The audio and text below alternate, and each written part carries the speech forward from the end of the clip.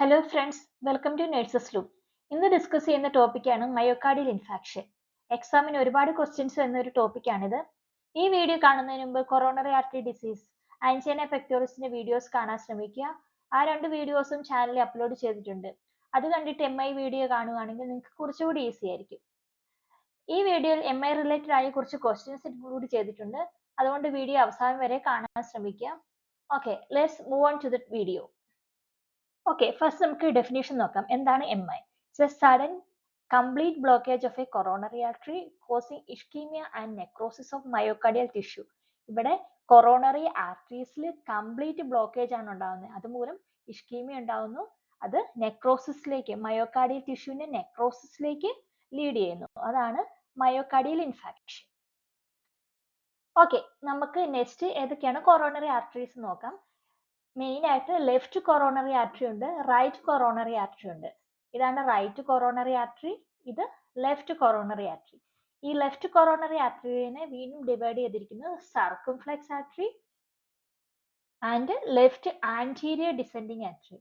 ഇതാണ് സർക്കംഫ്ലെക്സ്, ഇത് left anterior descending artery.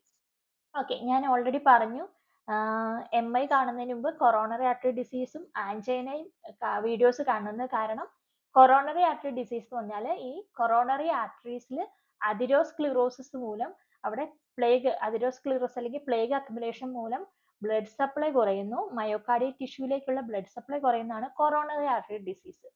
ഇനി ആൻജൈന പെക്ടോറിസ് ആണെങ്കിൽ ഈ ഇവിടെ ബ്ലോക്ക് കാരണം, പാർഷ്യൽ ബ്ലോക്ക് കാരണം പേഷ്യന്റിന് ചെസ്റ്റ് പെയിൻ വരുന്നു, സിവിയർ ആയിട്ടുള്ള ചെസ്റ്റ് പെയിൻ വരുന്നതാണ് ആൻജൈന പെക്ടോറിസ്. ഇനി MIയിലേക്ക് വരുവാണെങ്കിൽ MI എന്ന് പറഞ്ഞാൽ കംപ്ലീറ്റ് ബ്ലോക്ക് ആണ്. ആൻജൈനയിൽ പാർഷ്യൽ ആണെങ്കിൽ MIയിൽ കംപ്ലീറ്റ് ബ്ലോക്ക് വന്ന് ഇഷ്കീമിയ നെക്രോസിസ് ആവുന്നതാണ് ആൻജൈന പെക്ടോറിസ്. ഓക്കെ, നെക്സ്റ്റ് നമ്മൾ നോക്കുന്നത് ലൊക്കേഷൻ ബേസ്ഡ് ആയിട്ട് ഏത് MI ആണെന്നാണ് നോക്കുന്നത്. First left anterior descending artery അല്ലെങ്കിൽ LAD ആർട്ടറിയിൽ ഒബ്സ്ട്രക്ഷൻ വരുവാണെങ്കിൽ അത് പറയുന്ന പേരാണ് ആന്റീരിയർ വാൾ MI അല്ലെങ്കിൽ സെപ്റ്റൽ വാൾ MI. LADയിൽ ഒബ്സ്ട്രക്ഷൻ ഉണ്ടാവുകയാണെങ്കിൽ. നെക്സ്റ്റ് സർക്കംഫ്ലെക്സ് ആർട്ടറിയിലാണെങ്കിൽ പോസ്റ്റീരിയർ വാൾ MI അല്ലെങ്കിൽ ലാറ്ററൽ വാൾ MI എന്ന് പറയും. ഇനി അത് റൈറ്റ് കൊറോണറി ഒബ്സ്ട്രക്ഷൻ ആണെങ്കിൽ ഇൻഫീരിയർ വാൾ MI എന്നാണ് പറയുന്നത്. ഓക്കെ, നെക്സ്റ്റ് നമുക്ക് സൈൻസ് ഓഫ് സിംറ്റംസ് നോക്കാം. First one, severe substernal pain radiating to the neck, jaw, left arm and back. അതായത് സിവിയർ ആയിട്ടുള്ള സബ്സ്റ്റേണൽ പെയിൻ ഉണ്ടാകുന്നത്, അത് റേഡിയേറ്റ് ചെയ്യുന്നത് നെക്കിലേക്കും ജോ, ലെഫ്റ്റ് ആം ആൻഡ് ബാക്കിലേക്കും ആയിരിക്കും.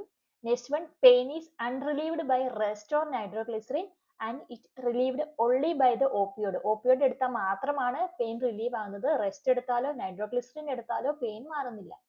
ഓക്കെ, ഈ next one, pain last 30 minutes long. അതായത് പെയിന് ഒരു 30 മിനിറ്റ് കൂടുതൽ അല്ലെങ്കിൽ 30 മിനിറ്റ് കൂടുതലോ ലാസ്റ്റ് ചെയ്യുന്നു.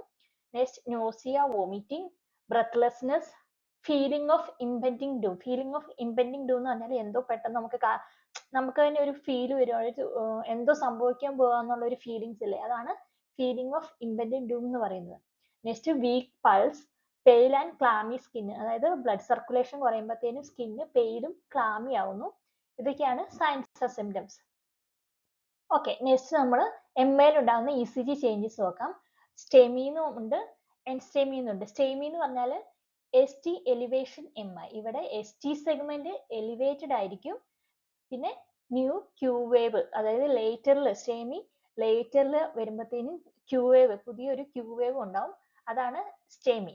ഇനി എൻസ്റ്റെമി ആണെങ്കിൽ ഇവിടെ ST ഡിപ്രഷൻ ആയിരിക്കും ഉണ്ടാകുന്നത്, നോൺ ST എലിവേഷൻ. അതായത് ST ഡിപ്രഷനും T വേവ് ഇൻവേർഷനും ആയിരിക്കും ഇവിടെ ഉണ്ടാവുക. നെക്സ്റ്റ്, സ്റ്റെമി ആൻഡ് നോൺ സ്റ്റെമിന്റെ കമ്പാരിസൺ നമുക്ക് നോക്കാം. First, ECG changes. സ്റ്റെമിയിലാണെങ്കിൽ എന്താ, ST എലിവേഷൻ ആയിരിക്കും, നോൺ സ്റ്റെമിയിൽ ST ഡിപ്രഷനും T വേവ് ഇൻവേർഷനും ആയിരിക്കും ഉണ്ടാകുക. നെക്സ്റ്റ്, എക്സ്റ്റെൻഡ് ഓഫ് MI എന്തോരം എക്സ്റ്റെൻഡ് ചെയ്തിട്ടുണ്ടെന്ന് നോക്കാം. ഫസ്റ്റ്, സ്റ്റെമിയിൽ ഫുൾ തിക്നെസ് അല്ലെങ്കിൽ ട്രാൻസ്മ്യൂറൽ ഇൻഫാക്ഷൻ എന്ന് പറയും. അതായത് എല്ലാ ലെയറിനെയും അഫക്റ്റ് ചെയ്യും. എൻഡോകാർഡിയം, മയോകാർഡിയം, പിന്നെ എപ്പികാർഡിയം. എപ്പികാർഡിയം എന്ന് പറഞ്ഞാൽ പെരികാർഡിയൽ ലെയറിന്റെ ഇന്നർ ലെയർ ആണ്. ഈ മൂന്നിനെയും അഫക്റ്റ് ചെയ്യും. അതാണ് full thickness സ്റ്റെമിയിൽ. Next, non STEMI ആണെങ്കിൽ പാർഷ്യൽ തിക്നെസ് അല്ലെങ്കിൽ സബ് എൻഡോകാർഡിയൽ ഇൻഫാക്ഷൻ എന്ന് പറയും. ഇവിടെ അഫക്റ്റ് ചെയ്യുന്നത് എൻഡോകാർഡിയത്തിനെയും പിന്നെ മയോകാർഡിയത്തിന്റെ ഇന്നർ ലെയേഴ്സിനെയാണ് മൊത്തത്തിൽ അഫക്റ്റ് ചെയ്യുന്നത് സ്റ്റെമിയും പാർഷ്യൽ ആയിട്ട് അഫക്റ്റ് ചെയ്യുന്നത് നോൺ സ്റ്റെമിയാണ്. Okay, next artery blockage. സ്റ്റെമിയിലാണെങ്കിൽ കംപ്ലീറ്റ് ബ്ലോക്കേജ് ആയിരിക്കും, നോൺ സ്റ്റെമിയിലാണെങ്കിൽ പാർഷ്യൽ കൊറോണറി ആർട്ടറി ബ്ലോക്കേജ് ആയിരിക്കും ഉണ്ടാവുക. Next troponin. സ്റ്റെമിയിൽ എലിവേറ്റഡ് ആയിരിക്കും, നോൺ സ്റ്റെമിയിലും ട്രോപ്പോണിൻ എലിവേറ്റഡ് ആയിരിക്കും. Next urgency. അർജൻസി സ്റ്റെമി ആണെങ്കിൽ എമർജൻസി ആണ്, ഇമ്മീഡിയറ്റ് റീപെർഫ്യൂഷൻ ചെയ്യണം. പെർക്യൂട്ടേനിയസ് കൊറോണറി ഇന്റർവെൻഷൻസ് അല്ലെങ്കിൽ ത്രോംബോലൈസിസ് ആയിരിക്കും യൂസ് ചെയ്യുന്നത്. അത് കൊറോണറി ആർട്ടറിയിലേക്കുള്ള ബ്ലഡ് ഫ്ലോ കൂട്ടാൻ വേണ്ടിയായിട്ട് എമർജൻസി ആയിട്ട് നമ്മൾ ചെയ്തിരിക്കണം സ്റ്റെമിയിൽ. നോൺ സ്റ്റെമിയിൽ അർജന്റ് ആണ്, മെഡിക്കേഷൻ വിത്ത് ഓർ വിത്തൗട്ട് ആൻജിയോപ്ലാസ്റ്റിയും വിത്തിൻ 24 ഹവേഴ്സിനുള്ളിലായിരിക്കും നമ്മളിവിടെ ചെയ്യുന്നത്. പക്ഷെ എന്താ ലൈഫ് ത്രെട്ടനിങ് ആയിട്ടുള്ളത് ഇവിടെ സ്റ്റെമി ആണ്. ഇതൊക്കെയാണ് കമ്പാരിസൺ. ഓക്കെ, നെക്സ്റ്റ് നമുക്ക് കാർഡിയാക് എൻസൈംസ് ഏതൊക്കെയാന്ന് നോക്കാം. എം ഐ ഉണ്ടാകുമ്പോൾ ഏതൊക്കെ കാർഡിയാക് എൻസൈംസിലാണ് ഇൻക്രീസ് ഉണ്ടാകുന്നതെന്ന് നോക്കാം. ഫസ്റ്റ് വൺ ആണ് ട്രോപ്പോണിൻ. ട്രോപ്പോണിൻ 1 ഉണ്ട്, ട്രോപ്പോണിൻ 2 ഉണ്ട്. ട്രോപ്പോണിൻ എം ഐ ഉണ്ടായി കഴിയുമ്പോൾ ഒരു 3 to 6 ഹവേഴ്സിനുള്ളിൽ റൈസ് ആവും. അത് പീക്ക് ലെവൽ 12 to 24 ഹവേഴ്സിലാണ് പീക്ക് ലെവലിൽ എത്തുന്നത്. പിന്നെ 7 to 14 ഡേയ്സ് ആകുമ്പോഴത്തേനും നോർമലിലേക്ക് റിട്ടേൺ ആവും. Next C K M B. C K M B M I ആയി 3 to 6 ഹവേഴ്സിനുള്ളിൽ റൈസ് ആവും. പിന്നെ പീക്ക് ലെവൽ എന്ന് പറഞ്ഞാൽ 12 to 24 ഹവേഴ്സ് ആണ്, നോർമലിലേക്ക് എത്തുന്നത് 48 to 72 ഹവേഴ്സിലാണ്. Next myoglobin. മയോഗ്ലോബിൻ എന്ന് പറഞ്ഞാൽ ഒരു പ്രോട്ടീൻ ആണ്, മയോകാർഡിയൽ മസിൽസിന് ഡാമേജ് ഉണ്ടാകുമ്പോൾ റിലീസ് ചെയ്യുന്ന ഒരു പ്രോട്ടീൻ ആണ് മയോഗ്ലോബിൻ. മയോഗ്ലോബിൻ 1 to 4 ഹവേഴ്സിനുള്ളിൽ റേസ് ആവും. അതിന്റെ പീക്ക് ലെവൽ 6 to 7 ഹവേഴ്സ് ആണ്. പിന്നെ 24 ഹവേഴ്സ് ആകുമ്പോഴത്തേനും നോർമലിലേക്ക് എത്തും. Next L D H. L D H എന്ന് പറഞ്ഞാൽ ഇതൊരു എൻസൈം ആണ്, അത് എന്താ ബ്ലഡിലേക്ക് റിലീസ് ചെയ്യും എം ഐ ഉണ്ടാകുമ്പോൾ. അതിന്റെ റൈസ് എന്ന് പറഞ്ഞാൽ 12 to 24 ഹവേഴ്സ് ആണ്.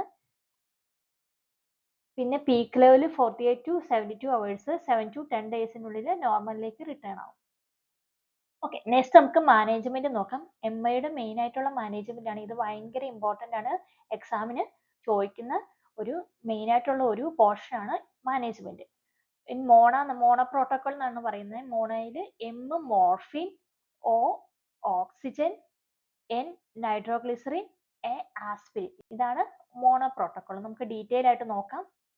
ഓക്കെ, മോണയിൽ എം എന്ന് പറഞ്ഞാൽ മോർഫിൻ ആണ്. മോർഫിൻ പെയിൻ റിലീഫ് ചെയ്യാനും ആങ്സൈറ്റി റെഡ്യൂസ് ചെയ്യാൻ വേണ്ടിയാണ് കുറയ്ക്കുന്നത്. അങ്ങനെ കാർഡിയാക് വർക്ക് ലോഡ് കുറയ്ക്കാൻ വേണ്ടിയാണ് മോർഫിൻ കൊടുക്കുന്നത്. മെയിൻ ആയിട്ട് പെയിൻ റിലീവ് ചെയ്യാനും ആങ്സൈറ്റി റെഡ്യൂസ് ചെയ്യാനും. അതിന്റെ ഡോസേജ് എന്ന് പറയുന്നത് 2 to 4 mg IV സ്ലോലി ആയിട്ടായിരിക്കും കൊടുക്കുക. നെക്സ്റ്റ് ഒ ഓക്സിജൻ ആണ്. അതായത് പേഷ്യന്റ് സാച്ചുറേഷൻ ലെസ് ദാൻ 90% അല്ലെങ്കിൽ പേഷ്യന്റ് എന്തെങ്കിലും റെസ്പിറേറ്ററി ഡിസ്ട്രസ്, ബ്രെത്ത്ലെസ്നെസ്സോ എന്തെങ്കിലുമൊക്കെ ഉണ്ടാവുകയാണെങ്കിൽ നമ്മൾ ഓക്സിജൻ കൊടുക്കണം. നെക്സ്റ്റ് എൻ എന്ന് പറഞ്ഞാൽ നൈട്രേറ്റ്സ് ആണ്, അല്ലെങ്കിൽ നൈട്രോഗ്ലിസറിൻ. ഇത് ചെസ്റ്റ് പെയിൻ കുറയ്ക്കാൻ വേണ്ടിയാണ്. വാസോ ഡയലേഷൻ, ബ്ലഡ് വെസൽസിനെ ഡയലേറ്റ് ചെയ്യിപ്പിച്ച് ചെസ്റ്റ് പെയിൻ കുറയ്ക്കാൻ വേണ്ടിയാണ് നൈട്രേറ്റ് യൂസ് ചെയ്യുന്നത്. സബ്ലിംഗുവൽ ആയിട്ട് കൊടുക്കുന്നത് 0.3 to 0.6 mg എവറി 5 മിനിറ്റ്സിൽ. മാക്സിമം 3 ഡോസസ് ആണ് കൊടുക്കുക. ഇനി എ എന്ന് പറഞ്ഞാൽ ആസ്പിരിൻ ആണ്. ആസ്പിരിൻ ഒരു ആന്റി പ്ലേറ്റ്ലെറ്റ് ആണ്, അതായത് ഫർദർ ക്ലോട്ട് ഫോർമേഷൻ പ്രിവെന്റ് ചെയ്യാൻ വേണ്ടി കൊടുക്കുന്ന ഒരു മെഡിസിൻ ആണ് ആസ്പിരിൻ. അതിന്റെ ഡോസ് എന്ന് വെച്ചാൽ 160 to 325 mg ഓറലി ആയിരിക്കും, അല്ലെങ്കിൽ ച്യൂവബിൾ ആയിരിക്കും ആസ്പിരിൻ. ഇത്രയാണ് മോണ. ഓക്കെ, നെക്സ്റ്റ് നമുക്ക് അതർ മാനേജ്മെന്റ്സ് നോക്കാം.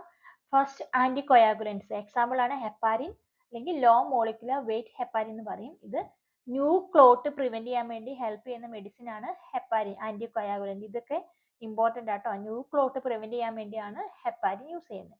Next beta blockers. Beta blockers heart rate reduce ചെയ്യാനും ബ്ലഡ് പ്രഷർ കുറയ്ക്കാനും മയോകാർഡിയൽ ഓക്സിജൻ ഡിമാൻഡ് ഒക്കെ കുറയ്ക്കാൻ വേണ്ടി യൂസ് ചെയ്യുന്ന മെഡിസിൻ ആണ്. പക്ഷെ എന്താ കോൺട്രാ ഇൻഡിക്കേറ്റ്, ഹാർട്ട് ഫെയിലിയറിലും ബ്രഡികാർഡിയയിലും ഹൈപ്പോടെൻഷനിലും ഇത് കൊടുക്കാൻ പാടില്ല.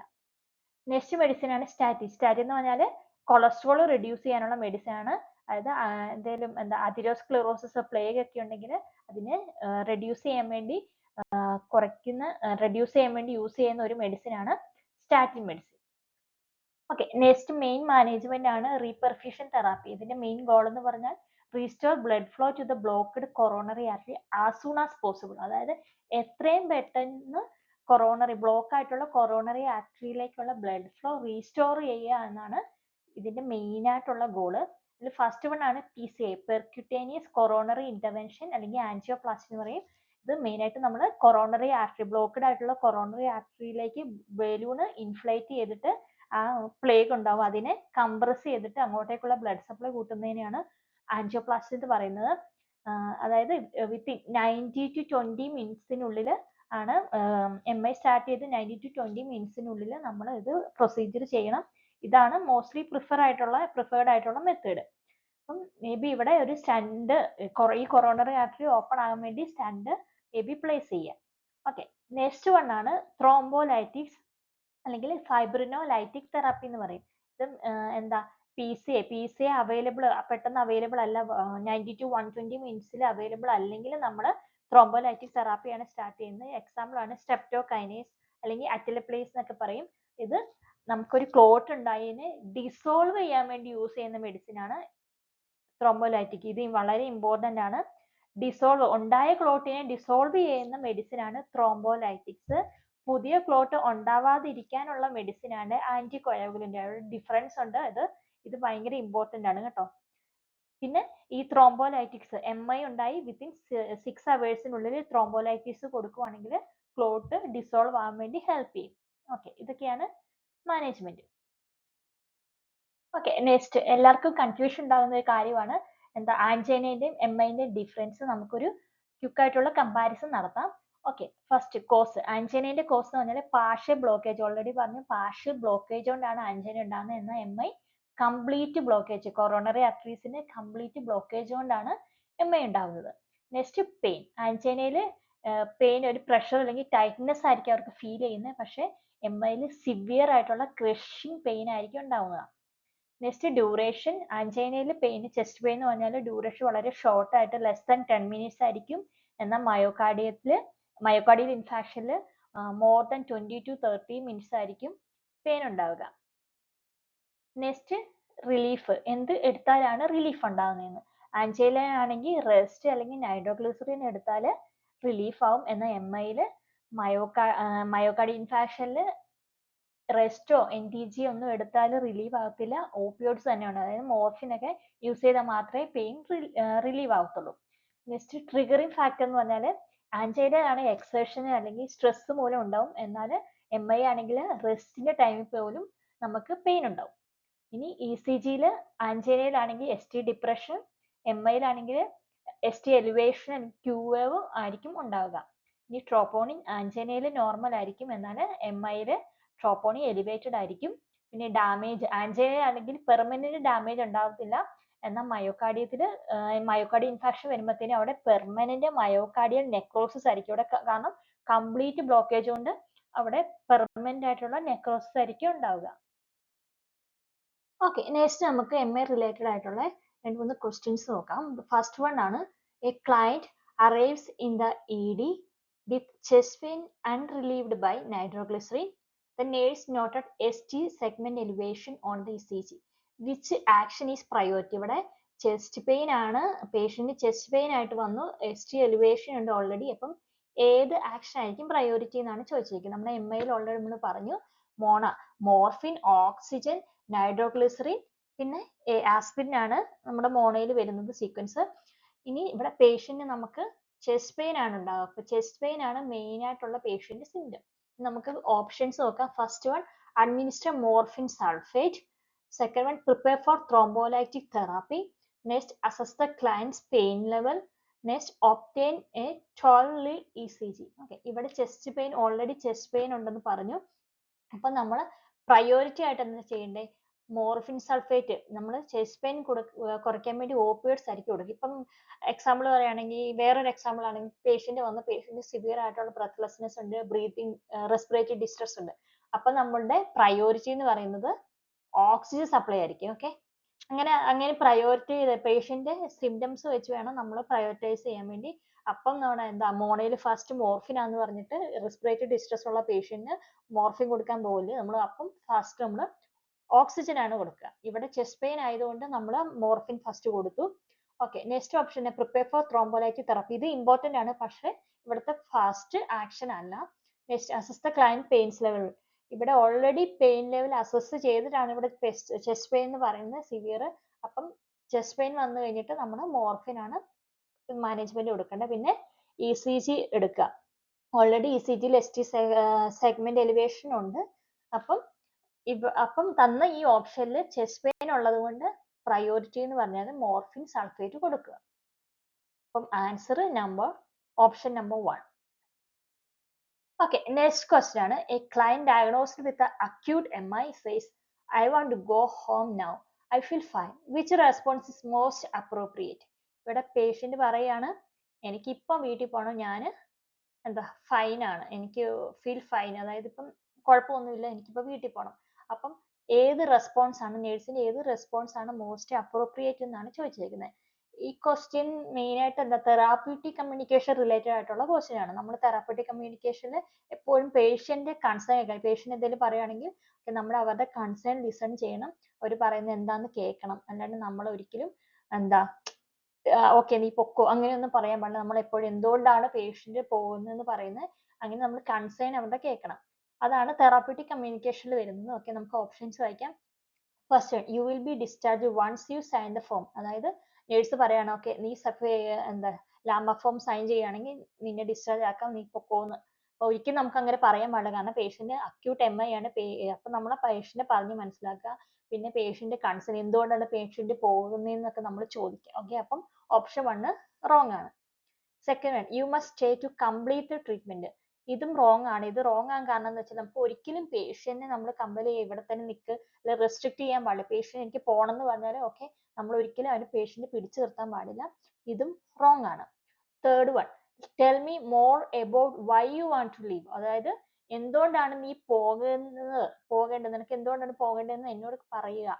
കൂടുതൽ പറയും എന്തുകൊണ്ടാണ് നിനക്ക് പോകേണ്ടത്, ഇവിടെ എക്സാമ്പിൾ ആണ് ഹോസ്പിറ്റൽ നല്ലതല്ലേ, എന്താണ് പ്രശ്നം എന്നൊക്കെ നമ്മൾ ചോദിക്കുക. അതാണ് പേഷ്യന്റ് കൺസേൺ കേൾക്കുക എന്ന് പറയുന്നത്. അതായത് പേഷ്യന്റിനോട് കൂടുതൽ കാര്യങ്ങൾ സംസാരിപ്പിക്കുക. ഈ ഓപ്ഷനിൽ പേഷ്യന്റിനോട് നമ്മൾ ഇങ്ങനെ പറഞ്ഞു കഴിയുമ്പോഴത്തേനും പേഷ്യന്റ് പറയും എന്തുകൊണ്ടാണ് എനിക്ക് പോകേണ്ടതെന്ന കാര്യങ്ങളൊക്കെ പറയും. അപ്പം ഇതൊരു ഗുഡ് തെറാപ്യൂട്ടിക് കമ്മ്യൂണിക്കേഷൻ ആണ്. പിന്നെ ഈ തെറാപ്യൂട്ടിക് കമ്മ്യൂണിക്കേഷൻ നമ്മൾ patient maximum open ended questions ആണ് ചോദിക്കുക, അല്ലെങ്കിൽ അവരെ കൊണ്ട് കൂടുതൽ പറയിപ്പിക്കുക. അല്ലാതെ closed yes or no questions അല്ല നമ്മൾ പേഷ്യന്റിനോട് ചോദിക്കുക. പിന്നെ fourth option, you are not allowed to leave at this time. Okay, ഇത് നമുക്ക് പറയാൻ പറ്റില്ല, കാരണം നമുക്ക് ഒരിക്കലും പേഷ്യന്റിനെ പിടിച്ചു വെക്കാൻ പറ്റില്ല. ഇപ്പം നമുക്ക് പേഷ്യന്റിനോട് കൂടുതൽ അവരുടെ കൺസേൺ കേൾക്കുക, അതാണ് നമുക്കിവിടെ അപ്രോപ്രിയേറ്റ് ആയിട്ടുള്ള റെസ്പോൺസ് ചെയ്യേണ്ടത്. ഓക്കെ, ഇതാണ്. അപ്പോൾ ഓപ്ഷൻ 3 ആണ് correct answer. Okay, last question ആണ്. The nurse is teaching a client recovering from MI about the activity. Which statement indicate understanding? ഇവിടെ നേഴ്സ് MI റിക്കവറി ആയിട്ടുള്ള പേഷ്യന്റിന് ടീച്ചിങ് കൊടുക്കണം, അതായത് എന്തൊക്കെ ആക്ടിവിറ്റി ആണ് ചെയ്യേണ്ടത് എന്നുള്ള ടീച്ചിങ് കൊടുക്കാണ്. ഇതിൽ ഏത് കാര്യമാണ് പേഷ്യന്റ് അണ്ടർസ്റ്റാൻഡിങ് ആയെന്ന് മനസ്സിലാവുന്നത്? First one, I will climb stair whenever I feel like it. അതായത് എനിക്ക് ഇഷ്ടമുള്ള സമയത്ത് ഞാൻ സ്റ്റെയർ ക്ലൈംബ് ചെയ്യുന്നതാണ് പറയുന്നത്. ഇതൊരിക്കലും ചെയ്യാൻ പാടില്ല ഇഷ്ടമുള്ള സമയത്ത്, കാരണം അവര് മാക്സിമം മൈൽഡ് ടു മോഡറേറ്റ് ആയിട്ടുള്ള ആക്ടിവിറ്റി ആണ് ചെയ്യേണ്ടത്. അത് മാക്സിമം അവര് ഹാർട്ടിന് വർക്ക് ലോഡ് കുറയ്ക്കുന്ന ആക്ടിവിറ്റി വേണം ചെയ്യാൻ. അപ്പം ഒരിക്കലും ഇഷ്ടമുള്ളപ്പോൾ സ്റ്റെയർ കയറാൻ പാടില്ല. Second one, I will avoid exercise for 3 months. അതായത് 3 മാസത്തേക്ക് എക്സസൈസ് അവോയ്ഡ് ചെയ്യുന്നതാണ് പറഞ്ഞിരിക്കുന്നത്. ഇതും റോങ് ആണ്, കാരണം നമ്മൾ മൈൽഡ് ടു മോഡറേറ്റ് ഉള്ള ആക്ടിവിറ്റി ചെയ്യണം, അല്ലെങ്കിൽ വീണ്ടും പ്ലേഗിന്റെ ഒക്കെ അക്യുമുലേഷന് കാരണം എക്സസൈസ് ഒന്നും ചെയ്തില്ലെങ്കിൽ. Next one, I will stop activity if I feel chest pain. അതായത് എനിക്ക് ചെസ്റ്റ് പെയിൻ ഫീൽ ചെയ്താൽ ഞാൻ എൻ്റെ ആക്ടിവിറ്റി സ്റ്റോപ്പ് ചെയ്ത് റെസ്റ്റ് ചെയ്യും. ഇത് ഒരു നല്ലതായിട്ടുള്ള ഒരു കാര്യമാണ്. റെസ്റ്റ് എടുക്കുമ്പോഴത്തേനും ചെസ്റ്റ് പെയിൻ മാറാനുള്ള ചാൻസ് ഉണ്ട്. Next one, I will do heavy lifting after 2 weeks. അതായത് ഹെവി ലിഫ്റ്റിംഗ് 2 week കഴിയുമ്പോഴത്തേനും ഹെവി ലിഫ്റ്റിംഗ് ചെയ്യുന്നതാണ് പറയുന്നത്. ഇതൊരിക്കലും ചെയ്യാൻ പാടില്ല, കാരണം ഹെവി ലിഫ്റ്റിംഗ് ചെയ്യുമ്പോഴത്തേനും എക്സസൈസ് കൂടുതലായിട്ട് ചെയ്ത് കഴിയുമ്പോഴത്തേനും ഹാർട്ടിന്റെ വർക്ക് ലോഡ് കൂടി വീണ്ടും പ്രോബ്ലം ആവാൻ ചാൻസ് ഉണ്ട്. അതുകൊണ്ട് മൈൽഡ് ടു മോഡറേറ്റ് ആയിട്ടുള്ള എക്സസൈസ് ആയിരിക്കും ചെയ്യേണ്ടത്. ഓക്കെ, ഇത്രയൊക്കെയാണ് അവിടെ ക്വസ്റ്റ്യൻസ്. MI നിങ്ങൾക്ക് മനസ്സിലായെന്ന് വിചാരിക്കുന്നു. ഓൾറെഡി ആൻജൈനയുടെയും MIന്റെ ഒക്കെ കമ്പാരിസൺ ചെയ്തു. പിന്നെ ആൻജൈനയുടെയും കൊറോണറി ആർട്ടറി ഡിസീസിന്റെ എക്സ്പ്ലെയിൻഡ് വീഡിയോ ഓൾറെഡി ഇട്ടിട്ടുണ്ട്, ജസ്റ്റ് അത് കയറി കാണുക. എല്ലാവർക്കും മനസ്സിലായെന്ന് വിചാരിക്കുന്നു. മോർ എക്സാം വീഡിയോസ് ആൻഡ് ടിപ്സിന് വേണ്ടി എൻ്റെ ചാനൽ സബ്സ്ക്രൈബ് ചെയ്ത് സപ്പോർട്ട് ചെയ്യുക. ഓക്കെ, വീണ്ടും നെക്സ്റ്റ് വീഡിയോ വീണ്ടും കാണാം. Okay, by.